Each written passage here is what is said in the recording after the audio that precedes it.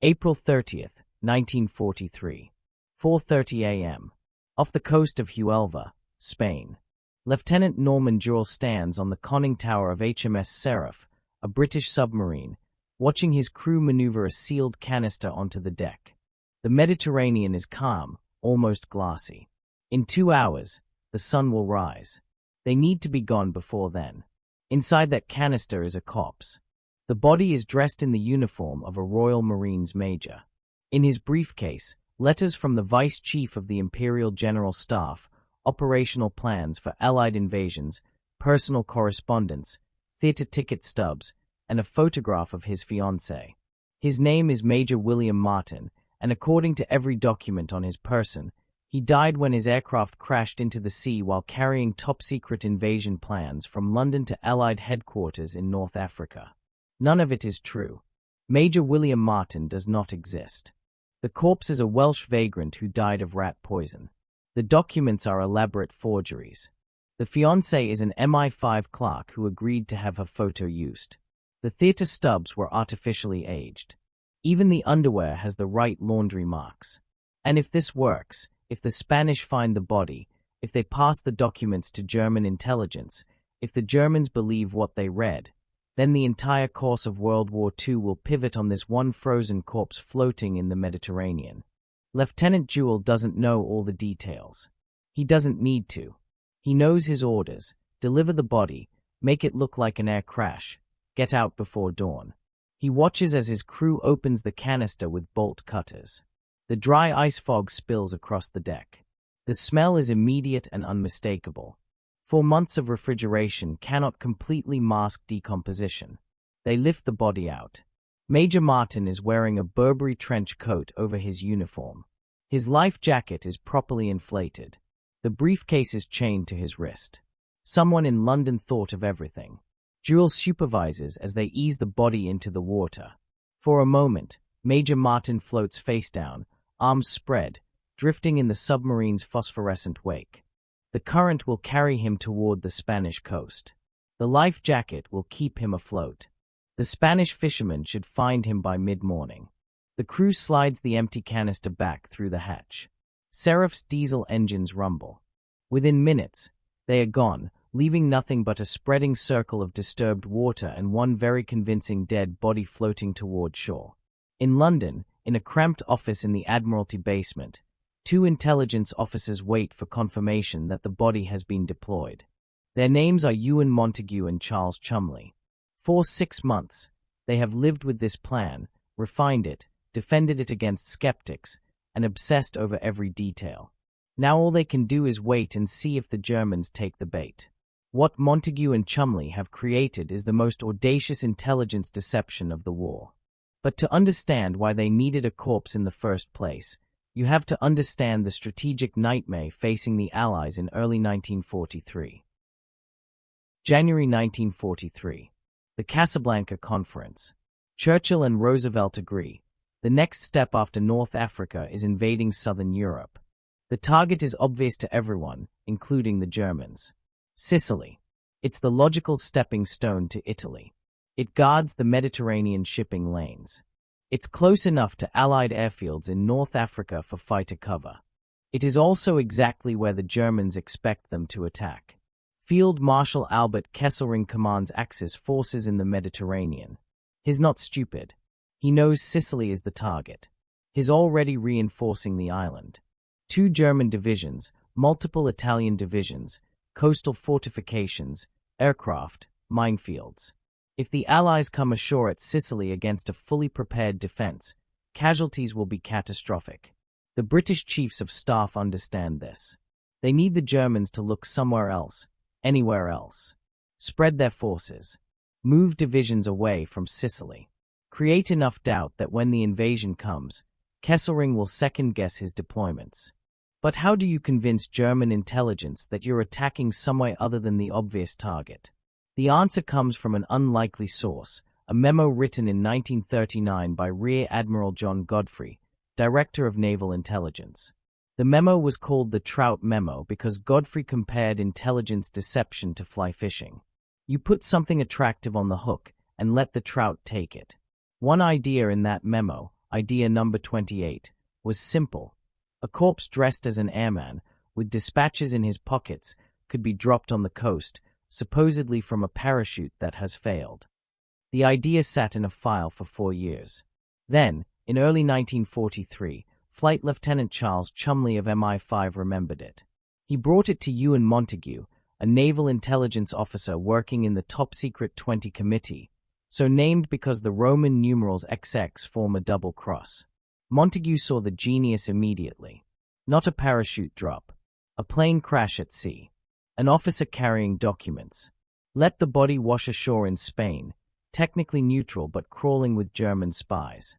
Let the Spanish find the documents and pass them to the Germans. Make it look accidental. Make it look like British bad luck. If they could make the Germans believe that a courier carrying genuine top-secret documents had died in a crash, they could plant any story they wanted. The question was, what story would the Germans believe? Montague and Chumley spent weeks designing the deception. It had to be plausible. It had to account for German skepticism. It had to misdirect without being obvious. The cover story they developed was elegant. The Allies would invade Greece and Sardinia. Sicily was a feint. The documents would be correspondence between senior British officers discussing these plans, written as if Sicily was merely a diversion to draw German forces away from the real targets. This was psychologically brilliant. The Germans knew the Allies used deception. If the documents said we're attacking Greece, not Sicily, German intelligence would immediately suspect a trick. But if the documents discussed Sicily as a feint to cover operations against Greece, that complexity felt real. It matched how actual military planning worked. The fictitious Major William Martin would be a Royal Marines officer working as a courier. He was flying from London to Allied headquarters in Algiers carrying documents from Vice Admiral Lord Louis Mountbatten to Admiral Andrew Cunningham and General Harold Alexander. But documents alone wouldn't convince the Germans. They needed Major Martin to be a real person. A person with a life, a history, a personality. The Germans would investigate. They had to find a man, not a prop. This is where Montague's genius for detail took over. They created an entire life. Major William Martin was born in 1907 in Cardiff, Wales. He attended the Royal Naval College. His father was dead. He lived at the Naval and Military Club in London. He was engaged to a woman named Pam. He enjoyed the theatre.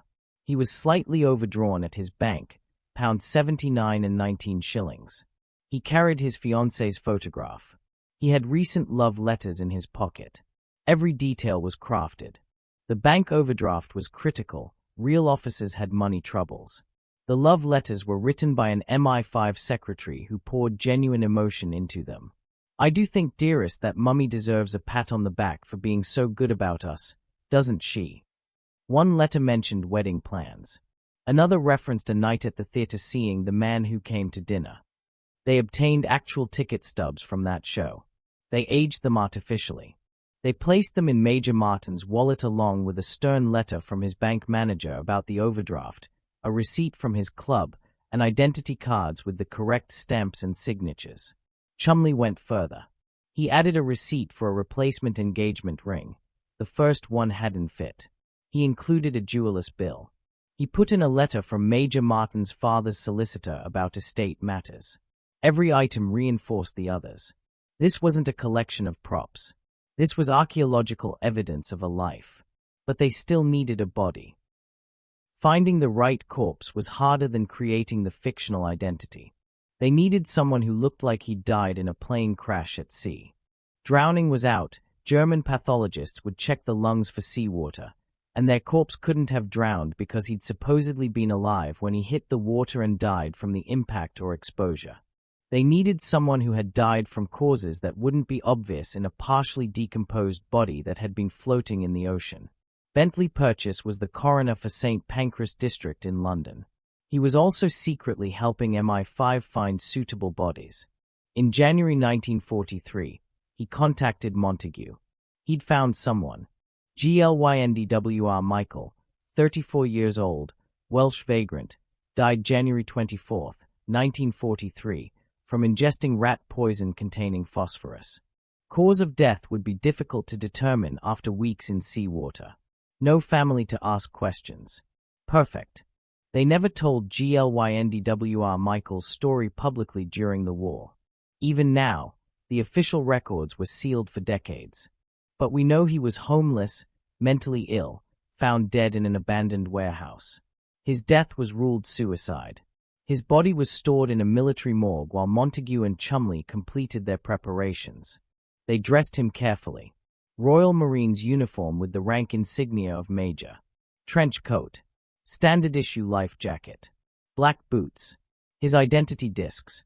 The dog tags. Read. W. Martin, ROM, ROC. Royal Marines, Roman Catholic. The Catholic detail mattered. If the Spanish found him, they would give him a Catholic burial. The Spanish were meticulous about such things. The briefcase was a standard military dispatch case made by S.E. Scott and Company. Inside, they placed 2 letters, both written on official letterhead with correct signatures.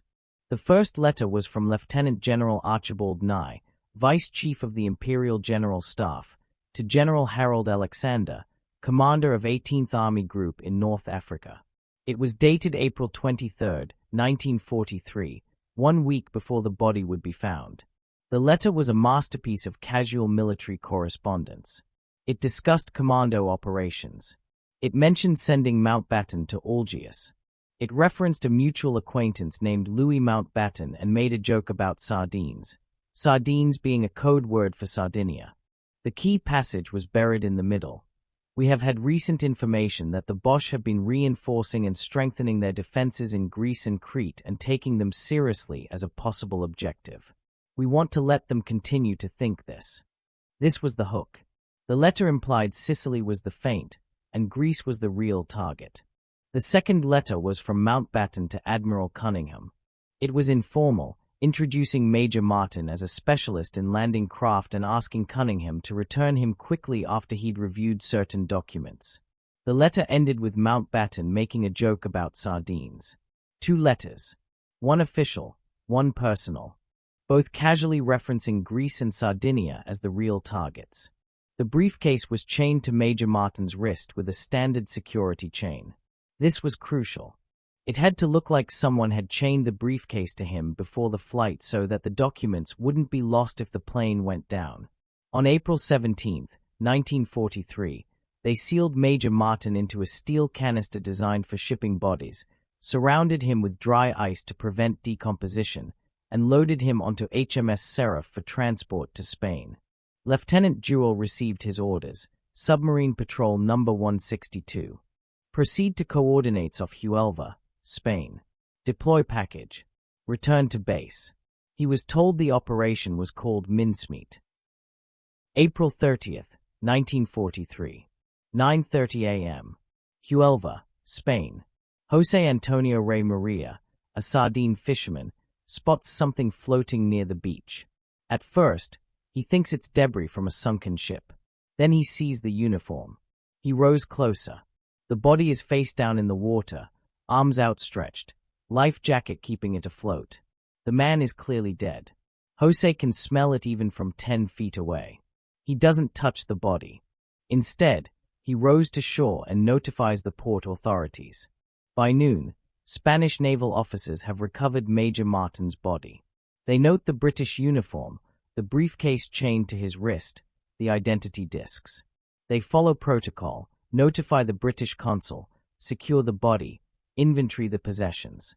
This is exactly what Montague and Cholmondeley predicted would happen. Spain in 1943 is officially neutral but leans heavily toward the Axis. Generalissimo Franco owes his victory in the Spanish Civil War partly to Hitler and Mussolini. The Spanish military and intelligence services are riddled with German agents. The ABWA, German military intelligence, has a significant presence in Spain. The Spanish naval officers in Huelva do exactly what they are supposed to do and exactly what the British expect them to do. They notify the British consul. And they also quietly photograph every document in Major Martin's briefcase before returning them. Those photographs go straight to German intelligence. Meanwhile, the British consul in Huelva, Francis Hazeldon, plays his role perfectly. He demands the body and all documents be returned immediately. He sends urgent cables to Gibraltar and London. He insists on proper procedures. His urgency seems genuine because it is. He doesn't know the body is fake. Only a handful of people in the entire British military know Operation Mincemeat exists. The Spanish conduct an autopsy. The local pathologist, Dr. Eduardo del Torno, examines the body. He notes decomposition consistent with several days in the water. He finds no obvious injuries beyond what would be expected from prolonged immersion. He rules death by drowning, likely after a plane crash at sea. The Germans receive the photographed documents within 24 hours. Adolf Claus is the ABWA station chief in Huelva. He is one of the first to see the photographs of Major Martin's documents. He immediately recognizes their potential value. If these documents are genuine, they reveal Allied invasion plans. If they are fake, they are an obvious attempt at deception. Claus examines every detail. The letterhead looks correct. The signatures appear genuine. The references to specific military units and operations check out.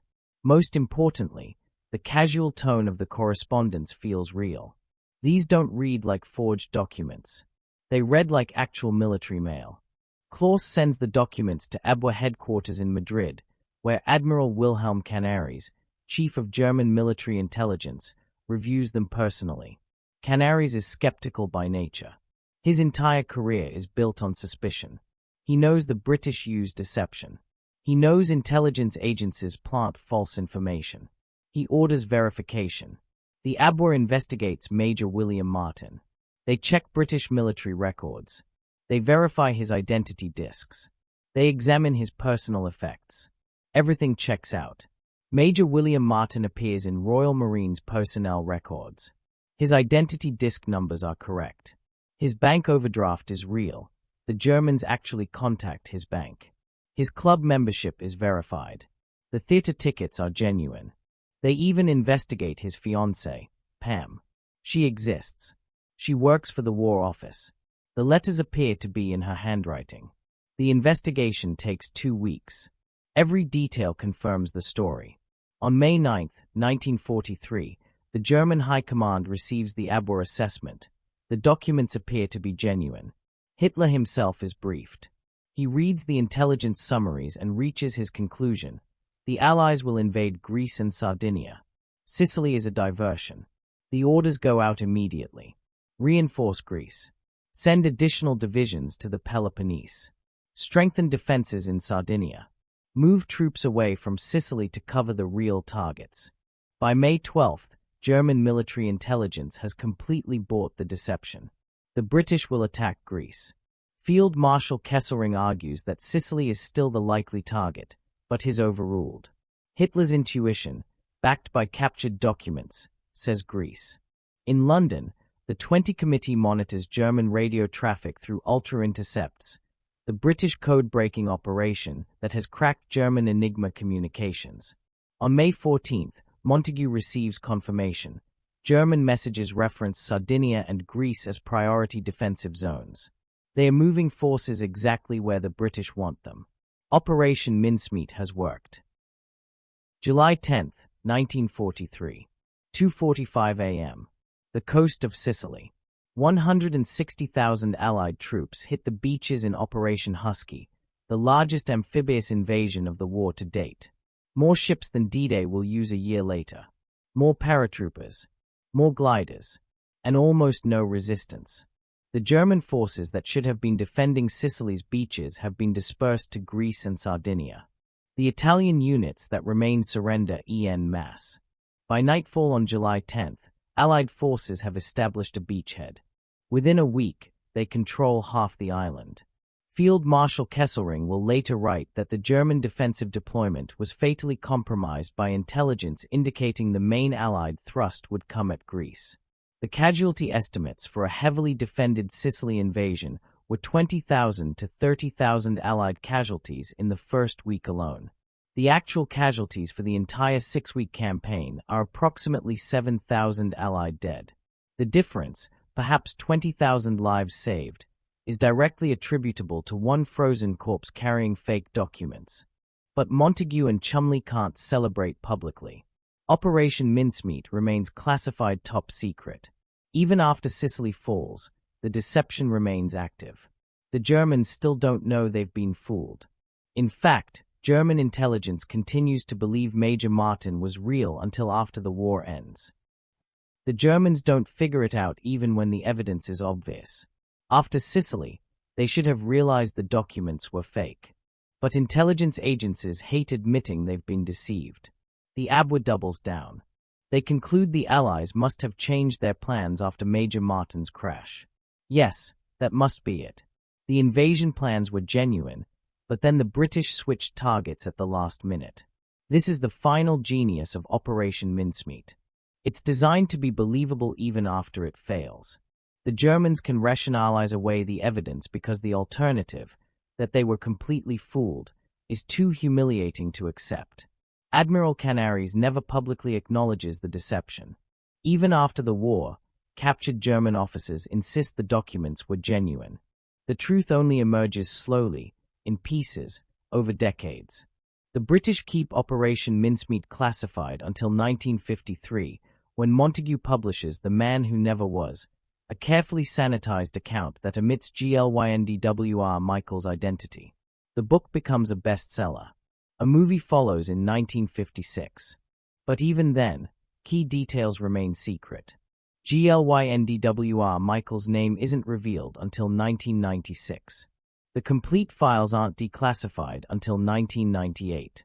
In 2003, historians finally place a new headstone on Glyndwr Michael's grave in Huelva, Spain. For 60 years, the grave was marked only as Major William Martin, Royal Marines. The new headstone reads, Glyndwr Michael. Served as Major William Martin, RM. Operation Mincemeat remains the gold standard for military deception. Intelligence agencies study it as a perfect case of what they call deception in depth. The operation succeeded because every layer reinforced every other layer. Layer 1, the documents' letters that didn't scream fake intelligence. They were casual, bureaucratic, filled with military gossip. They felt real because they captured how real officers wrote. Layer 2, the identity Major Martin wasn't just a name on a uniform. He was a complete person with debts, a girlfriend, theater tickets, and a father's estate. Every detail verified every other detail. Layer 3, the delivery method not a dead drop or a spy network. An apparent accident. The Germans found the documents. The British appeared desperate to get them back. The urgency seemed genuine. Layer 4, the psychology the deception played to what the Germans wanted to believe. Greece made strategic sense. Sardinia made sense. The documents confirmed what German analysts already suspected. Layer 5, the deniability even after Sicily. The Germans could rationalize why the documents were genuine but overtaken by events. The deception had an exit ramp for German pride. Modern intelligence officers call this making the lie more believable than the truth.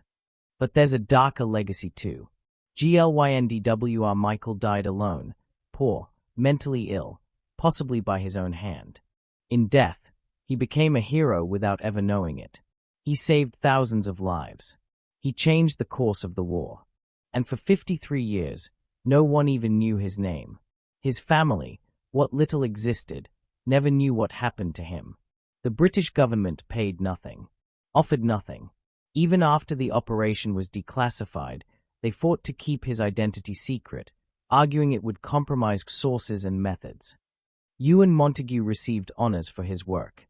Charles Cholmondeley was commended. But Glyndwr Michael, the man who made it possible, remained anonymous in a Spanish grave marked with someone else's name. There's a question historians still debate. Did the ends justify the means? 20,000 lives saved. Sicily taken with minimal casualties. Italy invaded. The path to D-Day opened. All because of one elaborate lie and one nameless body. Montagu argued until his death that Operation Mincemeat was justified. War is deception, he wrote. Every military operation is based on making the enemy believe something that isn't true. But he also admitted, late in life, that the human cost haunted him. Not the soldiers saved, The man used. Glyndwr Michael never consented. Never knew. Never benefited. We used him, Montague said in a private letter discovered after his death. We used him utterly, and I'm not certain we had the right. April 30th, 1943. The same morning Jose Maria discovers the body. In London, Ewan Montague sits in his office, smoking cigarette after cigarette, waiting for confirmation that the submarine has deployed the body. He's barely slept in a week. Everything that can go wrong plays through his mind on repeat. What if the Spanish don't find the body? What if they find it but don't report it? What if the Germans see through the deception immediately? What if Major Martin's uniform looks wrong? What if the documents don't reach German intelligence? Every detail he obsessed over for 6 months now feels inadequate. The engagement ring receipt, the theater tickets, the bank overdraft. What if it's not enough? At 2:30 p.m., he receives a telegram from the British consul in Huelva. Body recovered. Documents present. Spanish cooperating. Montague reads it 3 times. Then he walks down the hall to Chumley's office and hands him the telegram without speaking. Chumley reads it. Looks up. Do you think they'll bite? I don't know, Montague says. But if they do, we've just won the war. He's not wrong. Operation Mincemeat doesn't single-handedly win World War II, but it shifts the calculus in the Mediterranean. It opens Italy. It proves that strategic deception works at the highest levels. It establishes principles that will be used for D-Day, for future operations, for intelligence doctrine that continues to this day. And it proves something else. In war, the most powerful weapon isn't always a gun or a bomb or a tank. Sometimes it's a story so carefully crafted, so meticulously detailed, so perfectly calibrated to exploit enemy psychology, that it becomes more believable than the truth. Major William Martin never existed. But because Ewan Montague and Charles Chumley made everyone believe he did, thousands of Real soldiers lived. That's the final lesson of Operation Mincemeat. Reality is what you can make people believe. And if you're thorough enough, patient enough, and understand human psychology well enough, you can convince your enemy that a corpse is a courier, that a lie is the truth, and that the invasion they are prepared for isn't coming. By the time they realize they've been fooled, it's too late. Sicily has fallen. The war has turned. And Major William Martin, the man who never was, has become the most successful intelligence officer in British history. All he had to do was die twice.